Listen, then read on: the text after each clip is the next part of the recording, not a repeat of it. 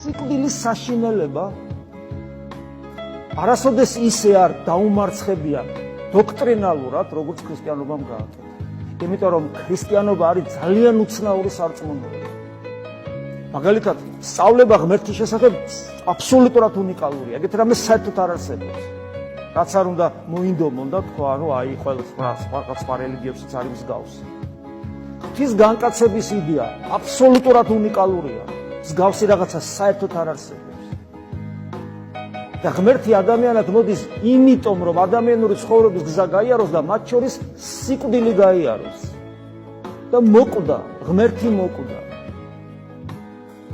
და შემდეგ გაცოცხლდა რა სიკვდილი მოკლა და უცნაური რაღაცა მოხდა.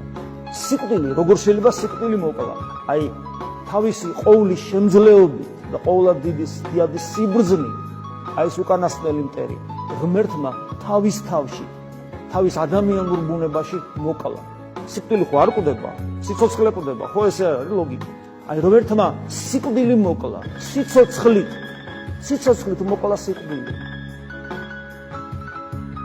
და ჩვენ გვეუბნება, რომ სადაც მე ვარ, მინდა რომ თქვენც იყო მთლიანად სრული ადამიანი.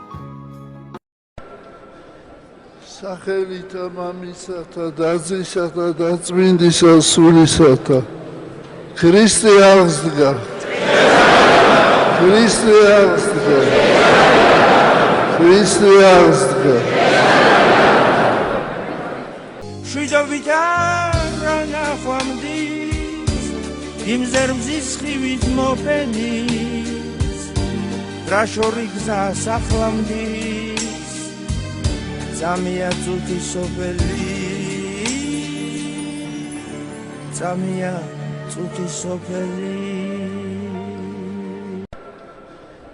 სახელითა მამისათა და ძისათა და წმინდისა სულისათა ქრისტე აღსდგა.